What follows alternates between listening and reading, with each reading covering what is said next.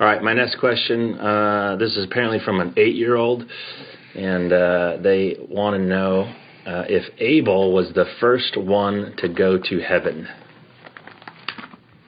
Abel is the first one who was killed. That's what it looks like.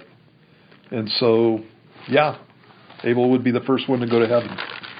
That's an assumption. The Bible doesn't say that nobody else died before that point, but yeah, that would be the assumption. There's a second part to this.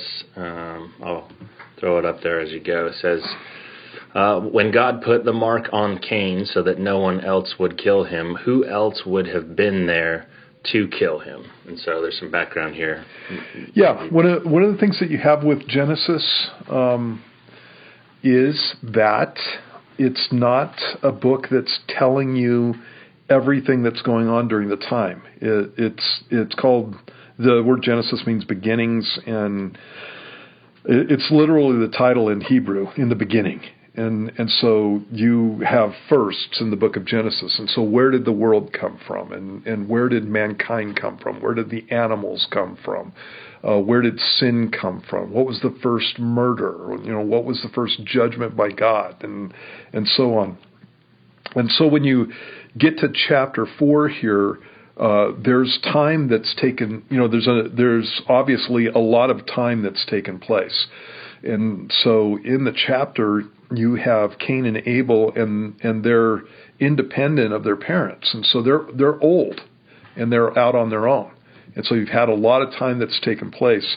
And if you look over in Genesis chapter 5, it says, in verse 3 and 4, Adam lived 130 years and begot a son in his own likeness after his image and named him Seth.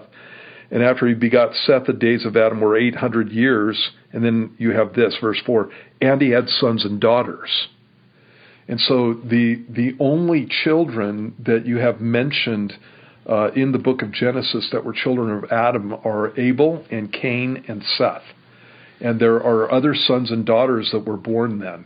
And so the ones that would kill Cain would be some of the other sons and daughters, and there's a good chance that it wasn't just sons and daughters, it would be grandsons and granddaughters and so on, and even nieces and nephews. We don't know how old these guys were when this took place. And so obviously there were enough people that there were villages. It talks about a city. But when we talk about cities, usually in the Old Testament, you're talking about something that's the size of one of our towns, or the size of a village. And so there's enough people on the planet to have a village.